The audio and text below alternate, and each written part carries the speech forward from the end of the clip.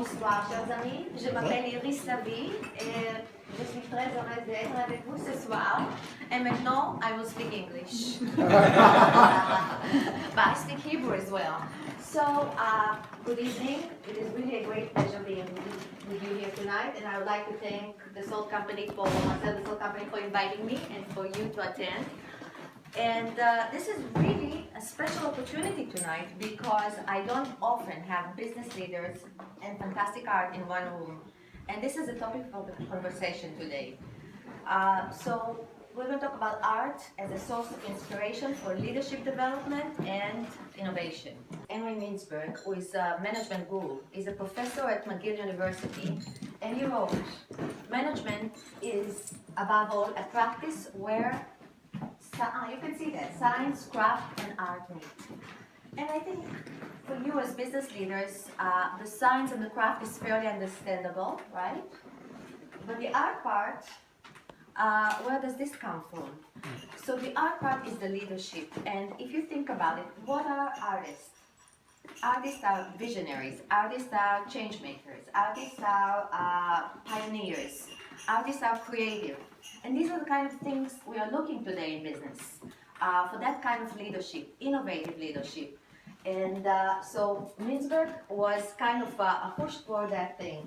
And Jack Welch, who I'm sure also you know the name, said, "Don't manage, lead change before you have to." And that's what artists do, modern artists especially. They lead change constantly, they evolve. And where did it all start? From big disruption. We know the word disruption today, right? It's a very popular word in our businesses. And this disruption is this one. This is the first camera. In the art world, that was a huge disruption because artists had no longer were commissioned to take portraits or to draw landscape. They had to come with something new. We know that feeling, right? That somebody disrupts us and then we need to improvise and come up with new things. So artists started to bring themselves into the work and to become leaders, not followers. So artists were leaders, and as Steve Jobs said, and we're going to hear a lot about Steve Jobs today, because I think Steve Jobs is an artist and a business leader. So basically what Steve Jobs is telling us, you want to sit in the front seat or you want to sit in the back seat. That's a choice, and we all strive today in the business world to sit in the front seat and to stay relevant. It's a huge challenge. And what happened in the art world? This is a work by one of the greatest cultural leaders. I call artists cultural leaders because they were leaders. And this is Picasso at the age of 15, and this is a portrait of his mother. And you think to yourself, if Picasso would continue painting like that from the age of 15 to the end of his life, would we consider him to be the cultural leader he is? No. Because what was special about Picasso that he constantly evolved and constantly developed new languages and new ideas and put them all together. So that's why we admire Picasso, and that's why we consider him to be such a cultural leader. And Picasso is known to say that bad artists copy and good artists steal. And Steve Jobs, by the way, used to quote him a lot on that. And what do you think does he mean by stealing? Do you think, you have any idea? It's open for interpretation, obviously, but so I'll give you my interpretation. By stealing, what Steve Jobs said is that you make it your own. And how do you make something your own? That you don't just copy or replicate. You bring something unique.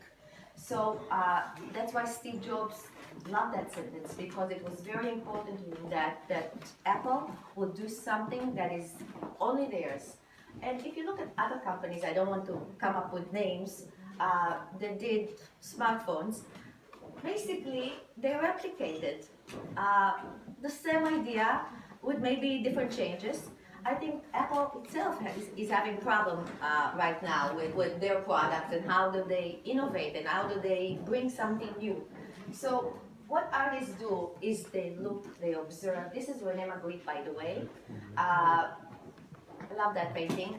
And they look inside themselves as leaders do. Look for their vision, look for their values, look for their strengths. Look for all those things inside, but then they look outside and they aim high to the sky. And that's the kind of inspiration I'd like you to take from here today. To put that two things together, the inside with the outside. I'd like to show you now a video that I took, so it's not a very good quality of a video, in the Venice Biennale. It's a Japanese artist. His name is Shimabuko. So you can see that he is sharpening an iPad.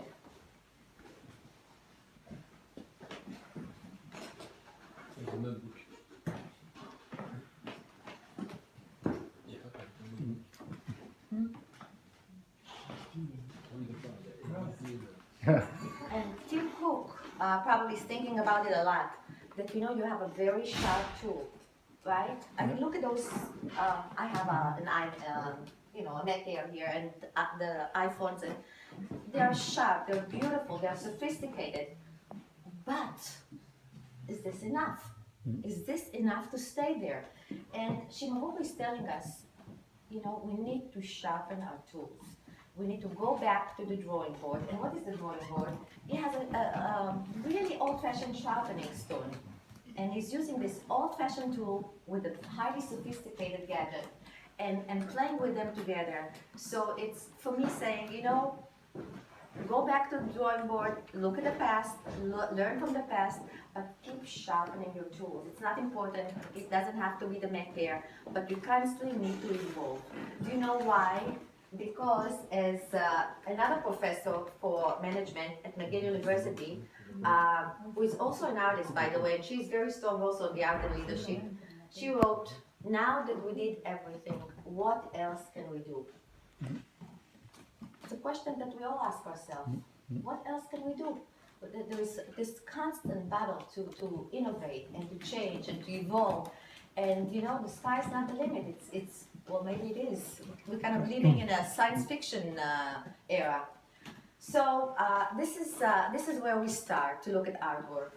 And what I suggest here, that we are a very small group, so I'm going to give each one of you a drawing pen, and we will start painting. Are you ready? Oh, yes. Oh, yes. Good. So I'm going to set a canvas here, and this is the canvas, and we'll call it the Innovation canvas, and each one of us will draw a line, okay? So we're going to do, here's the first brush stroke. Okay. And this is the second one. Everybody knows this one, of course, right? It's Vincent van Gogh's Starry Night. So what can we draw from that? And this is not only unique to Vincent van Gogh, but it is something that is true to all artists. And Vincent van Gogh, we can see in his work one important word that is very important in business. Passion. Artists work with passion. I mean, here it's very strong, but basically, I mean, you must have it. It's a must. You cannot lead, you cannot innovate, you cannot inspire people, you cannot develop a vision, you cannot evolve if you're not passionate about what you do. This is the next work. The artist's name is Nigel Tom. He's a photographer. When you look at it, what do you feel? What do you see? Let go. Sometimes, we need to work with passion, but we also need to let go, to know when to let go. And artists do it all the time. They paint and then they say, I hate it. And then they take white paint and cover it and start again. And Nigel Tom, all of his work is like that. So it looks like he's pushed it and threw it to the garbage almost. And for me, it's that sense that, we don't have to stick with something if it doesn't work. And I'll tell you a short story about, maybe you know this company, Moran. He invented this called the flash key, which is sold to Dassult-Systems for a lot of money.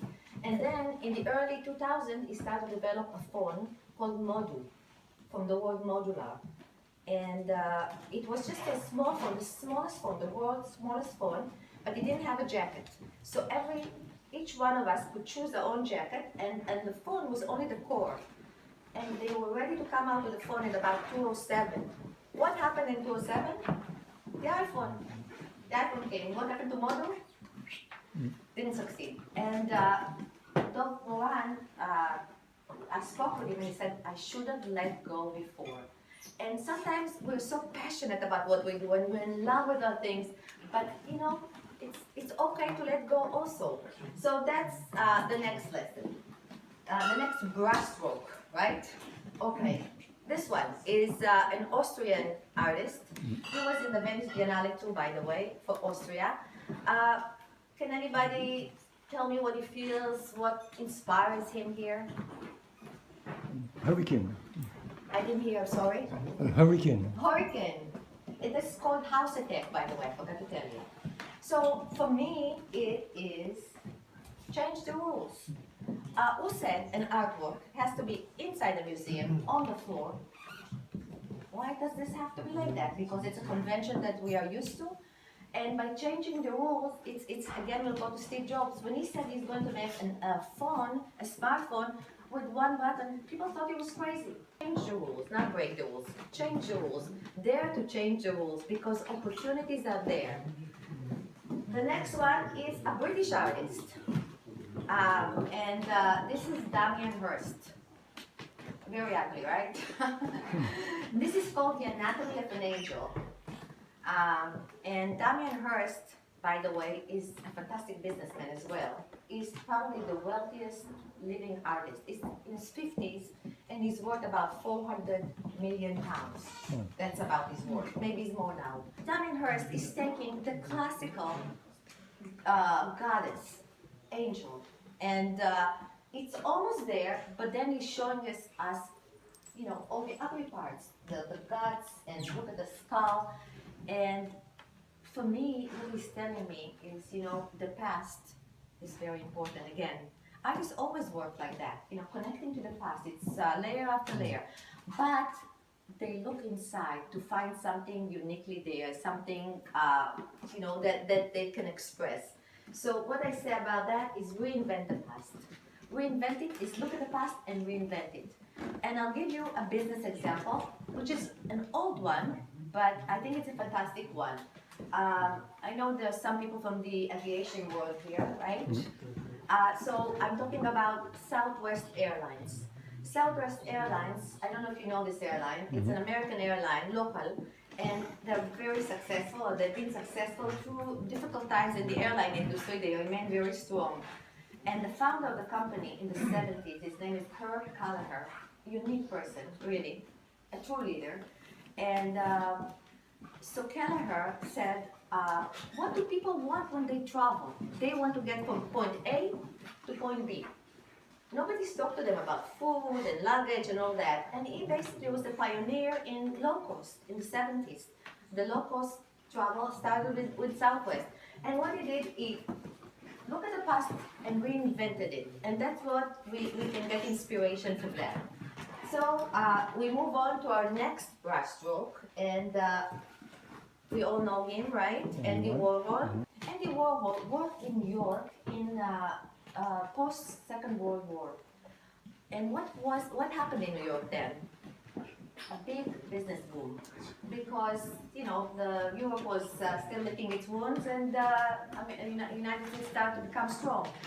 And the bustling business world, the mass production, the mass media, the neon lights, the busy city kind of captured him, and he wanted to bring it in his work. So if you notice, all of Warhol's work is in series. He doesn't make one thing basically. Most of the time, it's a group. It's like saying, I'd like to capture that energy.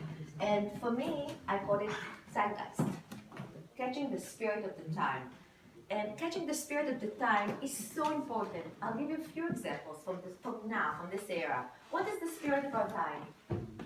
Depends where you look, but anti-globalization, what else do we have?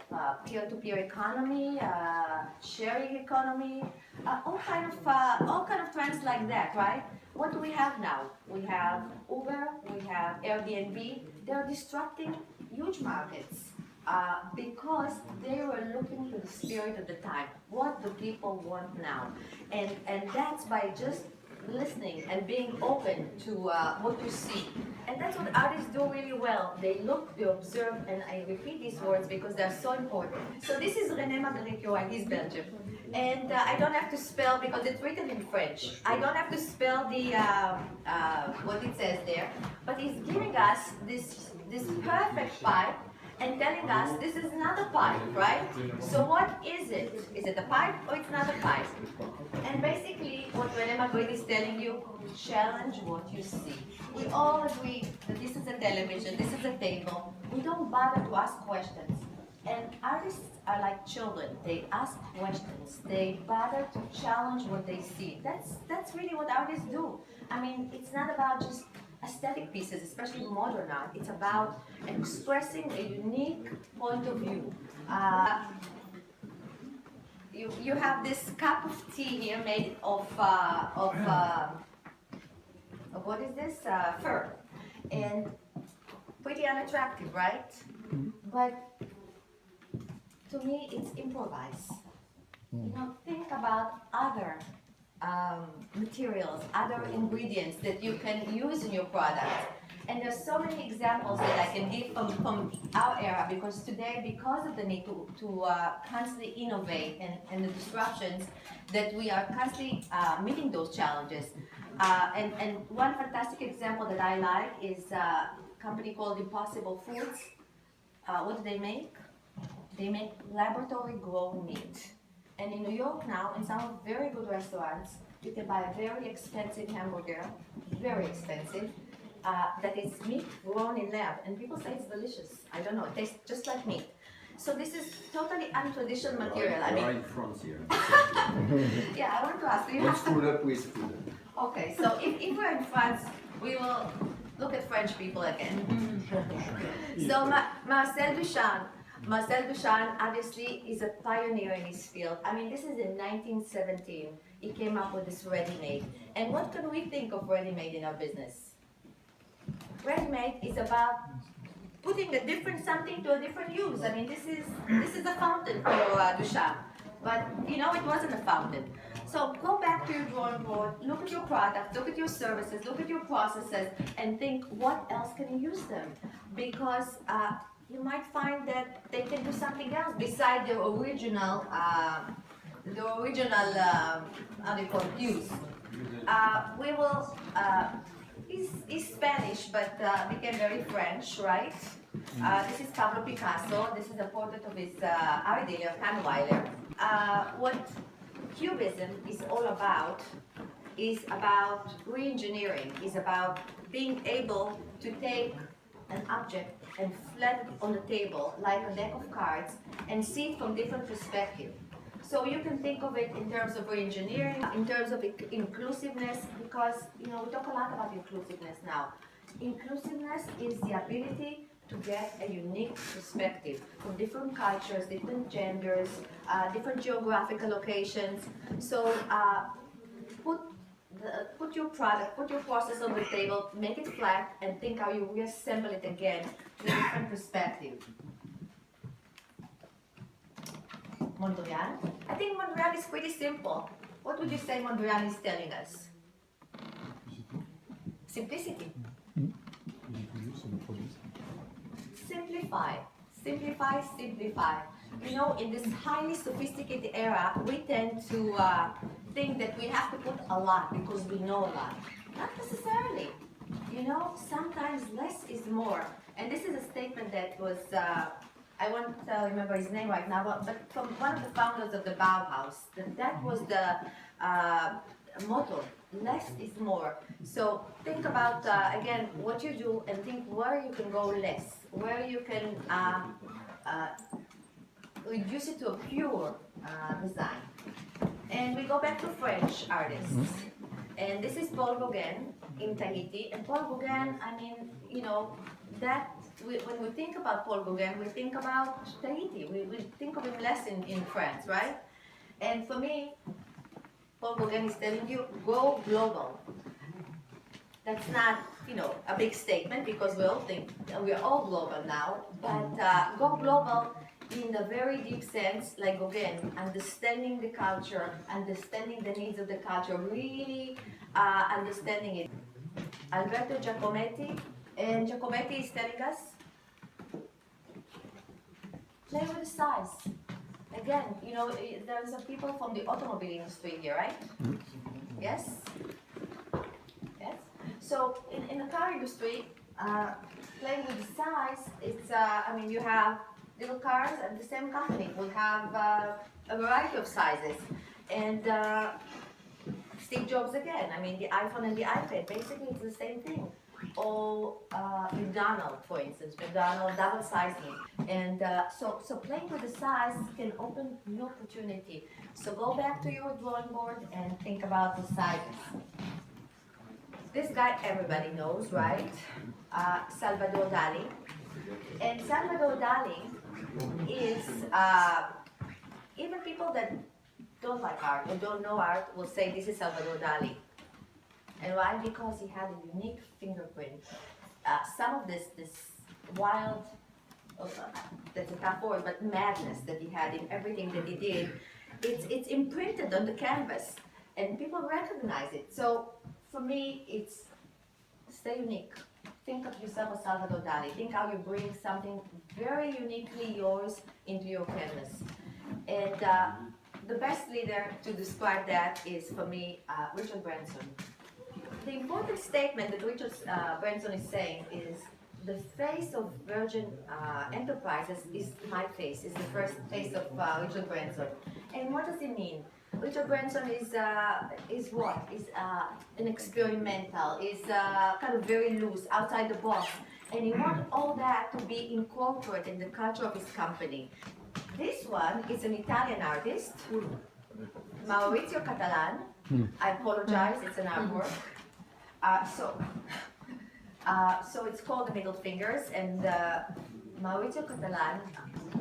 And Maurizio Catalan is telling us to do what?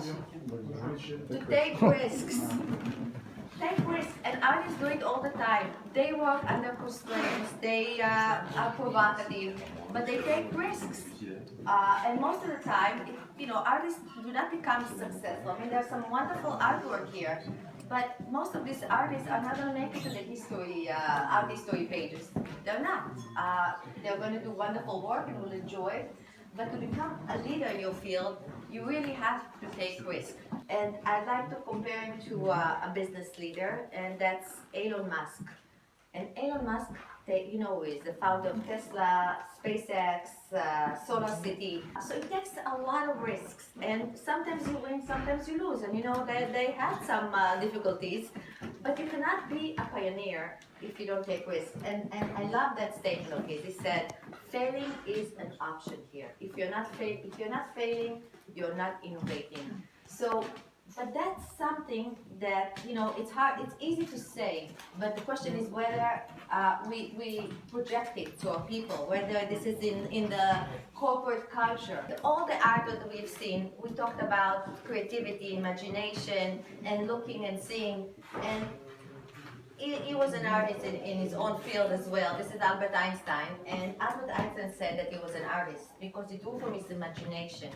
That imagination is more important than knowledge, because knowledge is limited. And this is so true today, that what is true today, what is knowledge today, tomorrow it's obsolete, and we have new. And imagination never ends. Andy Warhol, which was also a great businessman, said that good business is the best art. So do good business, and that makes you excellent artists. So thank you very much.